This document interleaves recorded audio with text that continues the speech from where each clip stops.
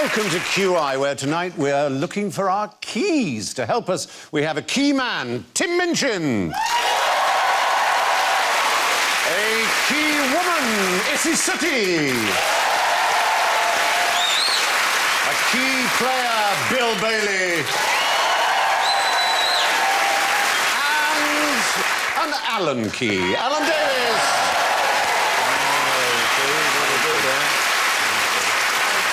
So, they've all got their keyboards. Tim, give us an A. That's an A. Issy, in the great tradition of blockbusters, I'd like an E, please. Very nice. Bill, give us a G. And Alan, give us a B.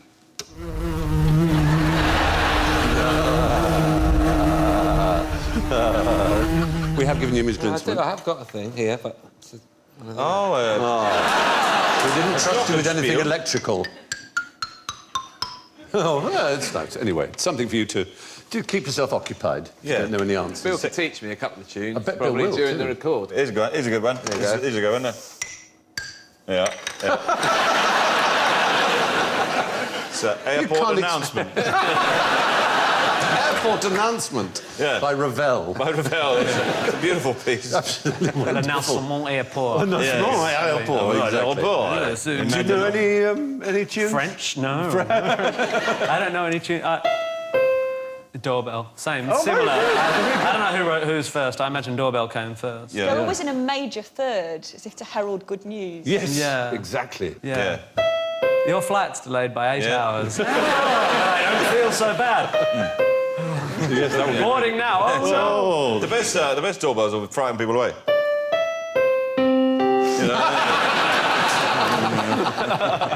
Marvellous. You haven't played anything for us yet, is he? Just get your fingers warm. That was the jazz version. Pretty good. That's great. Anyway, there we are. So, I'll give you the keys to the city. All right? What's the first thing you'll do? Yes. I'd make a copy of them. yeah, okay. And then, in case I lock myself out when I'm drunk. And I give a copy to my cleaner. Very, very smart. What else can you do with the keys to the city? Drive a sheep across a bridge.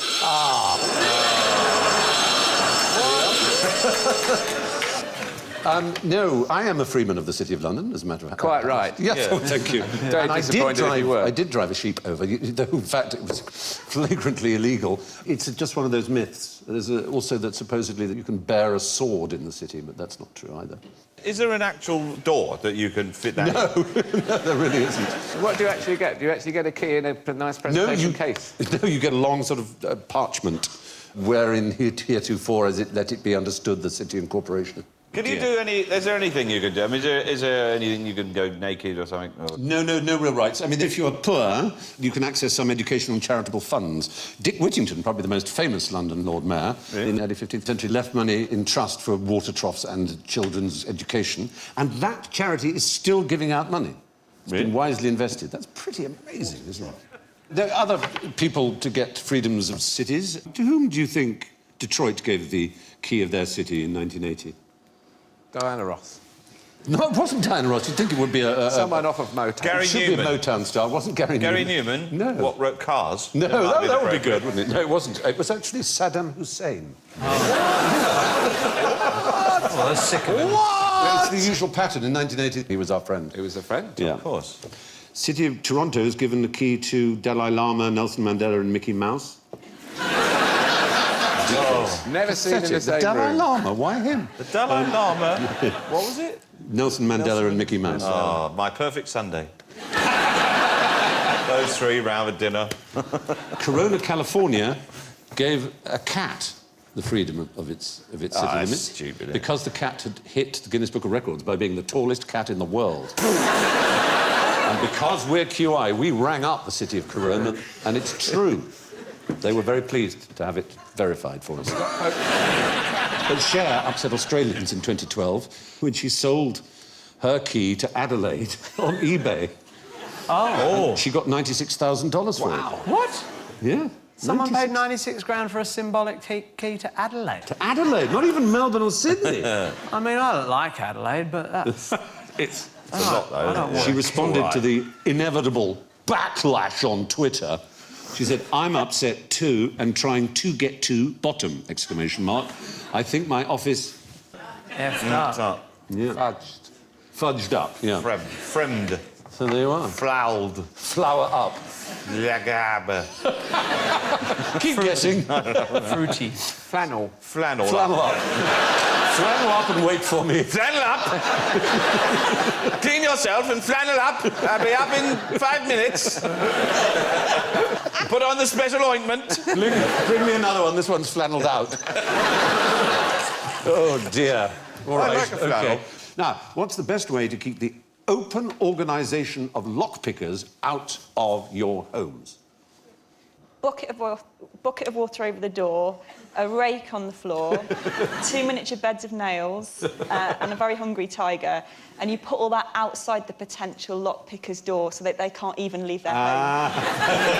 You don't need to, is the point, actually. The fact is, they are incredibly moral and ethical. This organisation, which is literally called TOOL, the organisation, there it is, the open organisation of lockpickers. This is made up. It's Dutch. Is it? It's a Dutch organisation of recreational lockpickers. They claim to have a good purpose. They help spread the word in security and show how things can be picked. But the point is, you're not allowed ever in this organisation to pick a lock that doesn't belong to you. That's how moral they are. Well, that's boring, isn't it? That's when they're meeting, but obviously when they're professionally These being lockpickers... guys. Hey, what a crazy bunch of guys. Let's go and pick some locks, but not someone we don't know. OK. What a crazy time we're going to have. How come it's only me today? Yeah. I am such a tool. Yeah. Many Tools members are obviously lockmakers and locksmiths. There they are, tools of their trade. It's incredible how you can have such a specific skill in one area and be so bad with fonts. Yes! Very true. It's non-overlapping magisterium. It is not an overlapping magisterium. Fonts. Terrible. It's probably a font organisation as well. Yeah. Let's be honest. Who cannot get into their house. Who in poetic law laughs at locksmiths? The Queen.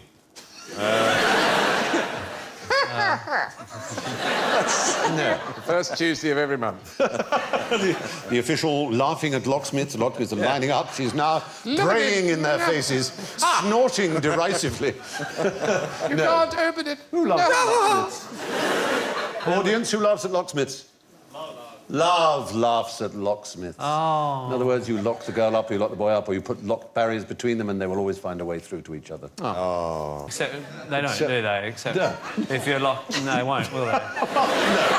That's the trouble with poetry. It's just bollocks. I hate it. You just need a good Raises lock. false hopes. All you need is your lock to be slightly smarter than the two people in love, and really dumb people in love, and there are really good locks. It's ridiculous. You're right. Oh, well.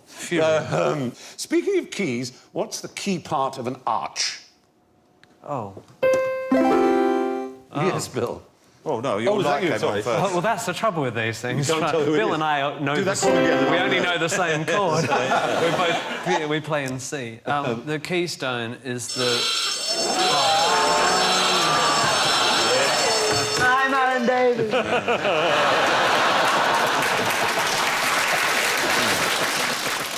It is commonplace to use the word keystone as being the thing that makes the arch work, but it isn't true.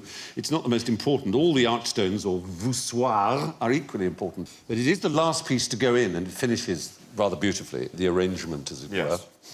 In Roman times, they'd get the constructor of the arch to stand right under the arch when the support scaffolding was taken away, just to show that he had faith enough in his own... Well, it's natural selection of arch builders, isn't it? Was that guy any good? Well, he's still here. I like that idea of getting people to test things. It's like going to a barbecue and getting someone to try the sausage before you eat it. Oh, yeah. There are certain things you can only test by using, so it's then useless. I mean, a ring pull, essentially, you say, let's see, I wonder if this ring pull will work. Oh, yes, it does. Good. Now, you can't. You can't. Same with airbags, I suppose. Yeah. I've really tried to get the airbag to come out, but... No luck? No, if you try to really whack the dashboard really hard with a mallet or something, and... Well, you realise how much force it is by just trying to walk into a wall at 2 miles an hour, and your body won't let you. Yeah. It just won't. You just handled it. No, I've done that. By mistake. I do that after a night gone here. Yes, well, all right. Yes, when drunk or texting or something. Yeah. But I mean, if you actually consciously say, right, I'm going to walk into this wall, and it's only 2 miles an hour, not 3 miles an hour, just 2 miles an hour, and you just, your hand goes up. You can't stop it. It's your reflex. It's so strong. Is there a wall here? I'd like to see you not do that. I mean, just kind of slowly walk into a wall. Try it at home. That's all I'm saying. Maybe it's just me being a coward. Take more than an hour to go 2 miles if you keep walking into walls, wouldn't that seem yes, it's true. Interesting thing about that. Yeah, that's true. So the fact of the matter is that keystones are no more important than any of the other stones in an arch. Why were the keys in a QWERTY keyboard arranged the way they are? Now, this is... it makes it more difficult to type. Yes, right. And they wanted to slow... They wanted to slow, you were saying, typists down. No, what it is the ones that most commonly are done together in English were put furthest apart, so they were less likely to jam. So, in fact, it was in order to allow you to type more smoothly and speedily, so that you didn't get the jamming of the keys as they came up and hit each other. Oh, I see. Of course, these days, we don't use mechanical typewriters in that way, with the keys flopping up. That's how I learned to type. And... Enormous typewriters. I was tiny! I loved typewriters so much. I was obsessed with them. Really? Absolutely adored them, yeah. Stephen? Yeah. Dinner's ready. Yeah, it's true. I once copied out a whole novel on the typewriter. Just to practice? Yeah, just because I enjoyed the experience. Or were you going to try and sell it as your own? Just, yeah. While other people were getting on with their lives, you were doing... What can I tell you? It's the sort of man you are. I'm sad. I'm so modest. What novel was it? This is important. It was Frozen Assets by P.G. Woodhouse. It was not one of his best-known novels. Look! I'm sorry! It's amazing you've come so far, isn't it? Yes, what I like to do in my spare time. I write out Proust, and use my nail and I chip it into an old bit of flint. You can't get off, Nanny, I haven't finished yet. Such a bully! You mean? Sir, Fry's copying out novels again. Sir, chipping them. He's using a hammer and a chisel. He's chiselled out War and Peace on the South Downs. You really do live a different life to all the rest. You're not like us, are you? You're not a mortal. You're like sent from some other planet. You are the planet Aesthete. That's what you are. I just thought that was normal. No, you're not. Oh, well. No, anyway. You're a freak. Now, what starts with K and is killed by curiosity? It's a kitten. I'm sorry. It's an animal species, but not a cat. There are a lot of these begin with Ks. No, but you're in the right hemisphere. Koala. Again, you're in the right hemisphere, not the right country. Kiwi. Sorry? Kiwi. You're in the right type of animal. Kia. Kia is the right answer. Very good. A Kia is... a New Zealand parrot. No, it's not flightless in this case, oddly enough. It's a parrot. And there was a bounty put on them some years ago. Kia, which, as you can see, look quite ravenous. They look almost like eagles, but they are parrots, would ride the sheep and peck away at and eat the fat of the poor sheep. And so there was a bounty put on their heads, and New Zealanders found Kias were very curious animals. This is partly a result of having grown up in a country with no mammals for millions of years. Yeah. Anyway, what you do is you stand behind a rock and wait for a Kia to come along, and then you drop behind the rock and disappear. And the Kia thinks, that's odd. And he wanders up, and he takes a look over, and you just, with your club, just go bang, like that. That's the beauty of it, is you've only just started, because you don't have to move. You take the Kia and you put it down. The Kia's friend goes, where's Kevin? Where's Kevin? Wanders round, comes They along all like call that, Kevin. And then you drop down, disappear again, and he goes, oh, hello, what happened there? There was someone, and then there wasn't someone. How did that happen? And then he looks over, bash, and goes, no, where's Keith? And then so on, all the way through. All the case. All the case. You get a huge swag bag of Kia. They're not the brightest. They're not the brightest things. But then you see, the point is they never needed to be.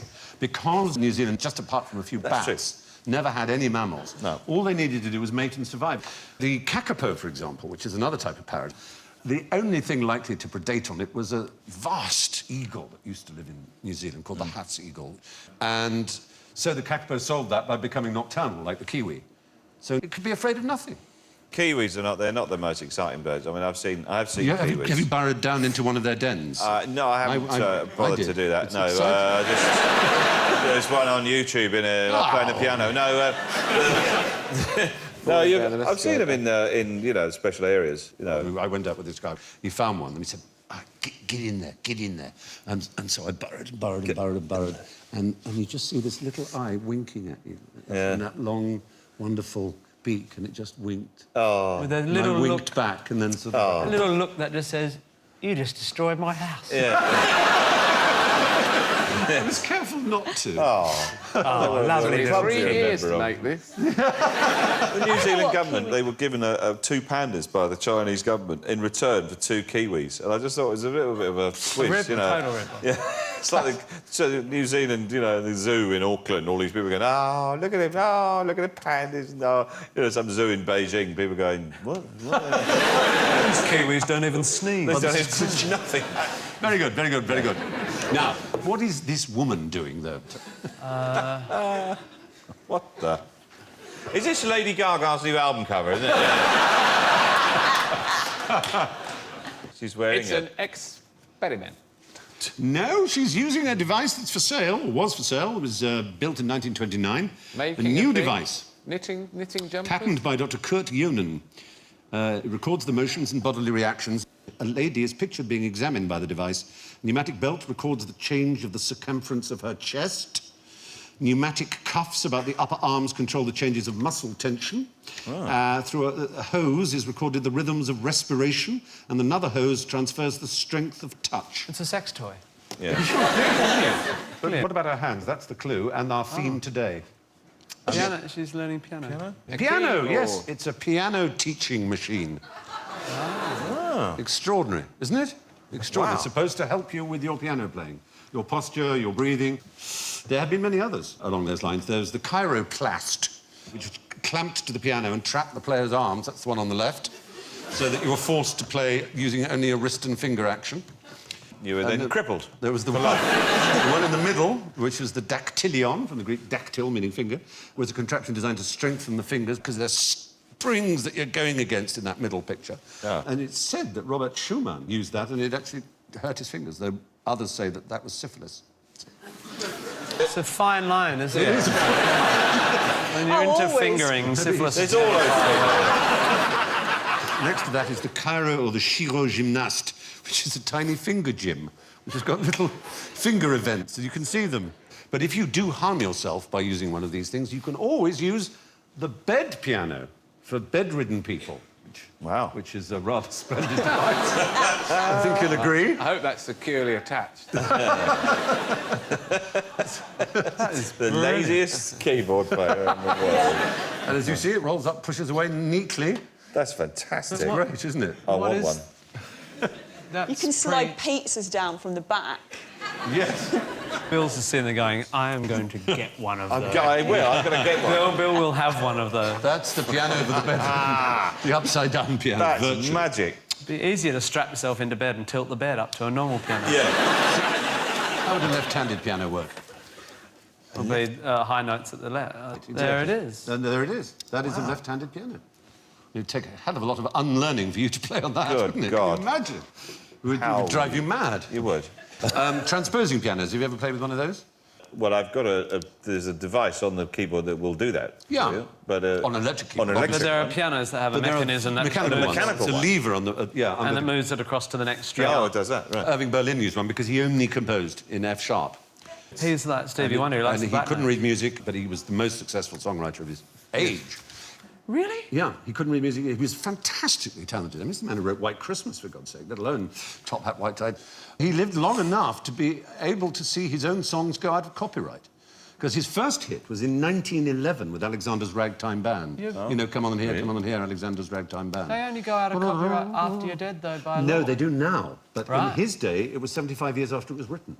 Right. So he lived long enough to see some of his songs go into the public domain. How old was now he when it's he 70 wrote it, years then? after he died. Very young, early 20s. But just had this extraordinary talent. Amazing. There's a long list of things I have to get after the show. I mean, there's the upside-down piano, the upside-down dinner, I mean, everything. Yeah. Yeah. So, what did the man who knew everything think cats were good for?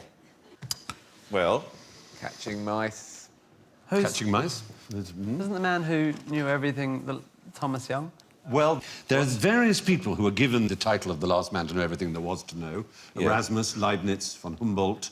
And this man here, Kircher, his name is. He was a German Jesuit, Athanasius Kircher. And he certainly was very interested in lots of things. He was lowered into Vesuvius. He believed the bubonic plague was caused by microbes, well ahead of germ theory. Claimed falsely to have interpreted Egyptian hieroglyphics. He regarded things like magnetism and love as branches of the same topic, attraction, which is a very QI way of looking at things. I like that. Yeah. But the cats, though, what are the cats doing? Well, we'll come to that. Some things he got right. He denied the possibility of flying tortoises. I don't know if it raised the possibility, but he damn well squashed it. Said, nope, there won't be such a thing as a flying tortoise. But he did invent the megaphone and the Katzenklavier. Clavier is, in fact, German for key, from claven, Latin key, but it's the keyboard instrument. the cat playing the piano. He invented YouTube. I'm afraid for cat lovers it's a little bit more disturbing than that. Oh, cat string, gut string. No, not cat gut. No, arrange live cats in the right order according to their voice. Oh. And you play... Drums. And then, there you go. That's awesome. Oh, if only they had YouTube back then. The outrage on the another keyboard thing for case your with the- list, isn't It's it? on the list, yes. You've got to get one of Their those. tails are fixed in place underneath hammers, and when a key is pressed, the hammer hits the corresponding. You can even get chords, and of course there's dynamics. The harder you hit, the more of a... You wouldn't necessarily have to be cruel. You could get a same mechanism, but just have it sort of tickle the bollocks of a cat. It's not like... As opposed to... For a trill. What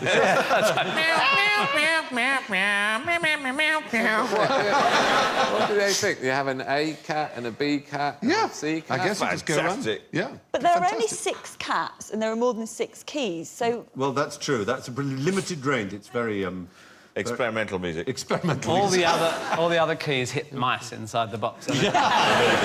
It's doubtfully actually built it, but he certainly wrote out the plans for one. There are comparable records of pig organs that Louis XI of France had one made by the Abbot of Bain. There you are, get it. Ascending order of pig. I like the woman singing along with them as well. You think she's playing the pigs, but the pigs are playing her. And as later than the mid-19th century, there were some instruments known variously as the pig organ, the hog harmonium, pigano, porco forte, or worst of all, the swineway grand. Nice. So there you are, yes, several people have tried to make musical instruments out of live animals, although it doesn't really work very well in practice. And now for the welcome return of a keynote of QI, a bit of general ignorance very quickly. Fingers on keypads, nicely flexed, and name something written by Winston Churchill. Who was that? Yes. The Second World War. Have another go. I don't know what. He won the Nobel Prize. He won the Nobel didn't Prize for he? Literature. Yes, he did. Our Prime Minister won the Nobel Prize for Literature, no question. But anyway, Winston Churchill did not write under the name Winston Churchill. Our Prime Minister didn't. Right. What did he write under the name of? Anne Bronte. The Gathering Storm by Anne Bronte. Daphne du Maurier. My early years. Katie Price. No, what's his full name? Do you remember his full name? Spencer. William Leonard Spencer Churchill. So he wrote under the name of Winston S. Churchill.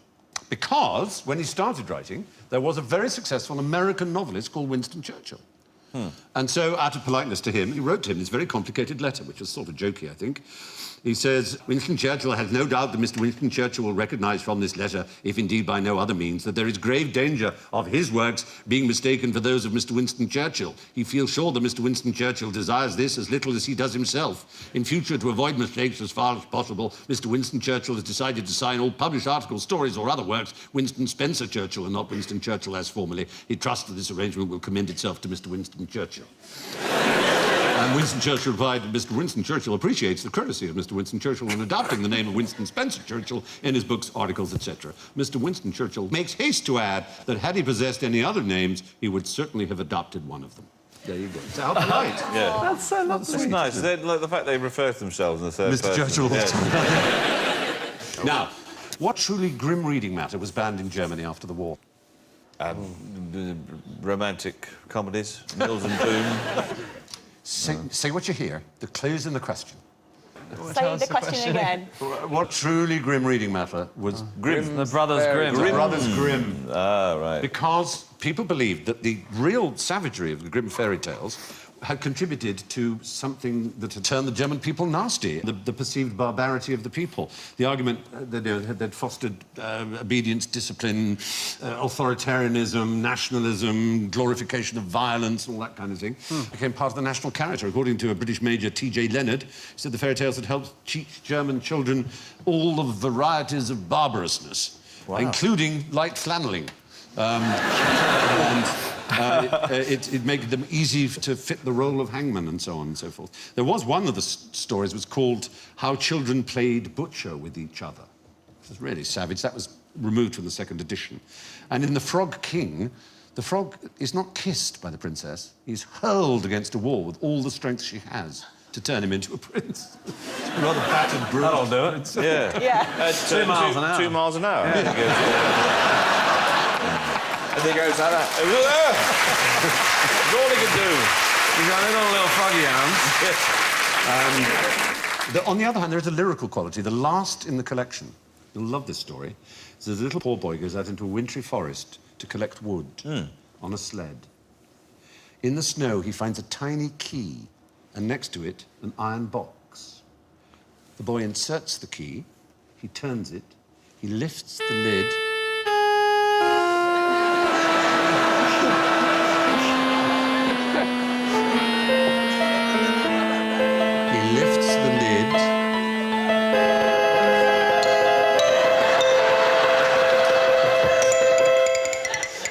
end of story.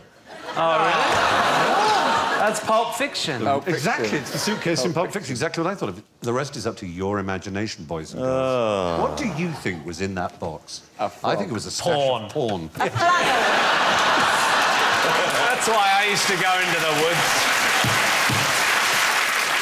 Well, we've ended on a sour, bitter, and very rude note, which is the way we like to end the QI. So, it brings us to the scores, and let's have a look. My word, my goodness, my gracious, my goodness, and my everything. In first place, with +3, is Bill Bailey! Number one. How do you end up with +3? Second place, for a first-timer with -8, it's Issy!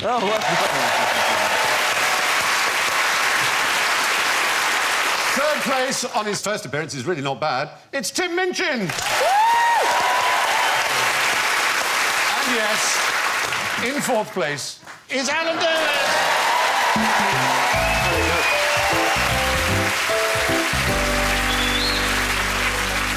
So that's it from Issy, Tim, Bill, Alan, and me. And good night.